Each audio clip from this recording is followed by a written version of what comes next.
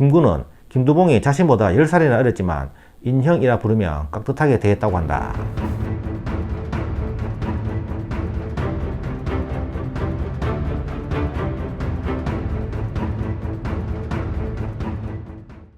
연안파 리더 백연 김두봉 편입니다. 1889년에 태어나서 1961년까지 72세를 살았다. 김두봉은 부산 기장에서 김해 김씨 김돈홍의 장남으로 태어났다. 그의 집안은 쟁쟁한 독립운동가 집안으로 기장 지역에서 독립운동을 한 김도엽, 김규엽 형제, 김시엽, 김주엽 형제는 그의 오촌 조카들이었고 의열단 단장을 지낸 김원봉은 조카 사위였다. 김두봉 역시 어릴 때부터 이런 가정 환경에서 자라 일본인이 세운 보통학교 입학을 거부하고 아버지 김돈홍에게서 글을 배우면서 민족의식이 길러졌다. 19세인 1908년 홀로 서울로 상경하여 기호흥학회가 설립한 기호소학교에 입학하였다. 기호소학교를 1회로 졸업한 김두봉은 보성고등보통학교에서 수학한 뒤 배제학당에 들어가 학업을 계속하였다. 이때 김두봉은 배제학당에서 강의를 하던 주시경을 만나 알게 되면서 주시경이 운영하던 국어강습소에 들어가 국어 연구를 시작하였다. 21세인 1910년 경술국치 직후 동료들과 함께 비밀절사인 대동청년단에 가입하여 활동했다. 그러나 1913년 대동청년단이 일본 경찰에 적발되어 관련자들이 검거됨으로써 활동은 실패로 돌아갔다. 한일합방 이후 국어강습소는 부득이 조선어강습원으로 이름을 바꾸어 운영하였고 김두봉은 조선어강습원에 입학하여 3년간 다니면서 이 강습원의 고등과를 마치고 강습원의 강사를 맡았다.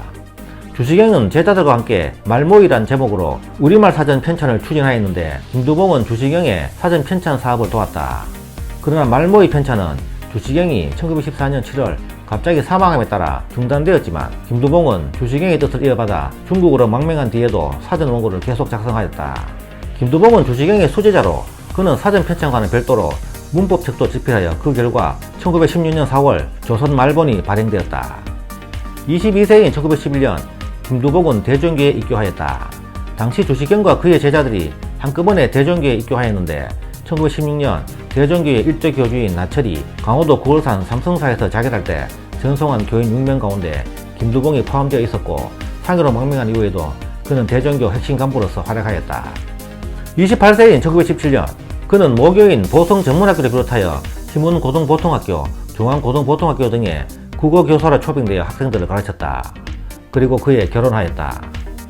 30세인 1919년 3.1운동이 발발하자 그는 학생들과 함께 독립선서를 배포하고 시위에 적극 참여하였다. 김두봉은 경찰의 추적을 피해 한 달 동안 피신하다가 그해 4월 신의주에서 압록강을 건너 중국으로 망명하였다. 김두봉은 상해에 도착해서 임시정부 산하 임시사료 편찬위원회의 한일관계사료지 편찬 사업에 참가하였고 신채호가 주필로 있던 신대안의 편집장으로도 활동하였다.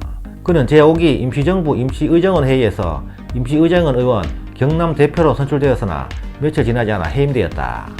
그는 상해에 있으면서도 국어 연구를 계속하여 그 결과 1922년 우리말 단어 30여만 개를 수록한 깊더 조선 말본을 펴낼 수 있었다.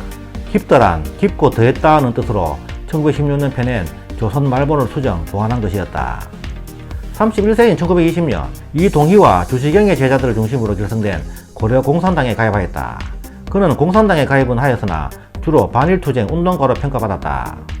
35세인 1924년 상하이 교민단 의사원 선거에 당선되어 다시 임시정부 의정원 의원이 되었다. 같은 해 김두봉은 상하이에 거주하는 교민의 자녀 교육을 위한 인성학교의 교사가 되어 국어와 한국사를 가르쳤다. 39세인 1928년 상하이 교민단 학무위원장으로 선출되어 인성학교의 4대 교장을 맡아 4년간 재임하였다. 41세인 1930년 우파들이 결집하여 만든 한국독립당에 입당하여 당원이 되었으며 곧 한독당 비서장이 되었다. 김두봉은 이 무렵 국내외에서 벌어진 좌우합작운동에 적극 참여하였는데 좌우합작운동이 시작될 무렵 그는 좌파 가운데 한 사람이었지만 좌우합작운동을 거치면서 좌파에서 우파로 바뀌었다. 김두봉은 이후 한국독립당을 기반으로 우파 진영의 통합을 위해 노력하였다. 43세인 1932년 한국독립당을 비롯하여 조선혁명당, 한국혁명당, 의열단, 한국광복동지회 등 5개 정당이 참가하여 한국대일전선 통일동맹이 결성되었고 김두봉은 통일동맹의 상무위원으로 선임되었다. 46세인 1945년 의열단 단장이던 김원봉과 함께 한국민족생명당을 결성하고 김두봉은 조직부장, 선전부장에 선임되었다. 48세인 1937년 중일전쟁으로 남경이 일본군에 함락되자 임시정부가 사천성 중경구로 옮겨간 것처럼 김두봉 역시 민족혁명당과 함께 남경을 떠나 중경까지 따라갔다. 53세인 1942년 김두봉은 임정과의 의견 차이로 중경을 떠나 화북 연안으로 이동하여 조선 독립동맹의 주석으로 추대되었다. 김두봉은 이때 중국 공산당과 손을 잡고 일본군과 싸웠다. 이때 연안에서 별도로 무장투쟁을 하던 김무정도 자신이 이끌던 조선의용대를 이끌고 합류했다. 김두봉은 조선의용대를 조선의용군으로 확대 개편하여 일본군에 맞서 이른바 반소탕전을 전개하였다. 한편 김두봉은 조선 독립동맹 주석으로 있으면서 중경 임시정부의 김구와 지속적인 연락을 취하여 그는 민족주의자를 대표했을 뿐만 아니라 임시정부와의 가교 역할까지 맡고 있었다. 56세인 1945년 해방이 되자 김두봉은 귀국을 결정하고 의용군 4개 대대를 인솔하고 중국 연안에서 평양까지 2달 넘게 걸어서 왔다. 11월 말 신의주에 도착했으나 광복 직후 북한에 진주한 소련군에 의해 무장 해제를 당하였다. 57세인 1946년 2월 그가 이끌던 조선 독립동맹은 조선 신민당으로 명칭을 변경하였다. 그러나 그해 8월 신민당은 소련의 압력으로 김일성의 조선공산당 북조선 분국과 합당하여 북조선노동당을 결성하고 김두봉은 북조선노동당의 위원장을 맡았다. 그해 10월 김일성 대학이 설립되자 김두봉은 초대 총장에 임명되었고 언어학 명예박사학위를 받았다. 이후 이 대학이 개설한 조선어문학광장은 물론 조선어문연구회에도 큰 영향력을 미쳤다. 김두봉이 일제강점기에 펴낸 조선말본과 깁더조선말본은 이후 북한의 언어에 깊은 영향을 끼쳤다.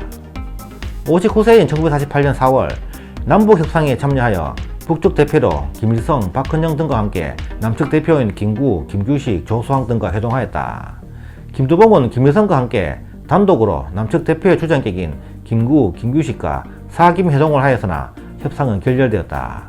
당시 김구는 김두봉에게 편지를 보내 과거 임시정부 시절 중경과 연안에서 연락을 주고받던 것을 상기시키면서 남북협상을 제안하였다.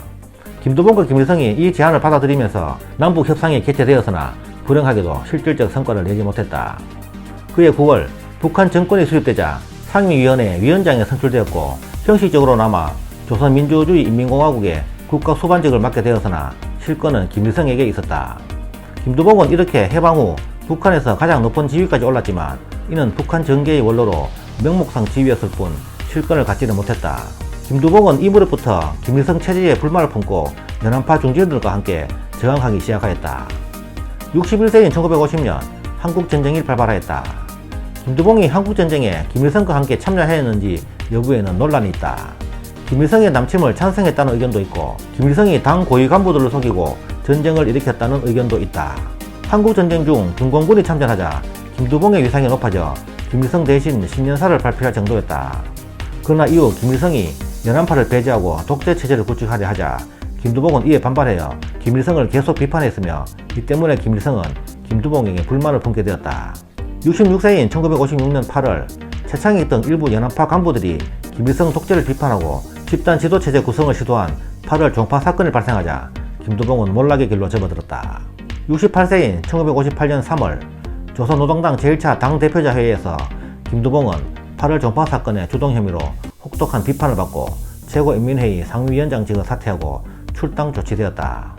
이후 일개 농민으로 몰락하여 산골 오지 협동농장으로 쫓겨나 중노동을 하며 농사를 짓다가 1961년 합장농장에서 사망한 것으로 알려져 있다. 향년 72세였다. 한편 1961년 대한민국 장면 정권은 화해 무도 조성을 위해 김두봉 등을 남한으로 초청하려 하였으나 이때는 이미 그가 실각한 뒤여서 이루어지지 않았다. 김두봉은 1927년 김구의 배우자 최준래가 상하이에서 사망하자 그녀의 비물을 한글로 지었고 김구는 김두봉이 자신보다 10살이나 어렸지만 인형이라 부르며 깍듯하게 대했다고 한다. 김두봉은 독립운동가의 집안에서 태어나 한글학자 주시경의 수제자로 있으면서 한국 언어 발전에 큰 공헌을 하였고 일제강점기에는 독립운동가로 조선의용군을 이끌고 일본과 전투를 벌였다. 해방 후에는 북으로 돌아와 북한의 언어에 크게 기여를 하였다. 남한의 언어 정책을 주도한 최현배와 주시경의 제자로 동문이었기 때문에 현재 남북한의 언어 차이가 그리 크지 않은 것도 그의 영향이라는 의견이 있다. 그러나 김두봉은 월북인사로 북한의 고위 지도자로 있으면서 한국전쟁에 동의하였다는 점 때문에 한국에서 김일성과 함께 부정적인 평가가 지배적이고 북한에서도 김일성과의 권력투쟁의 패에 숙청되었기 때문에 부정적으로 평가받고 있다. 지금까지 백연 김두봉 편이었습니다.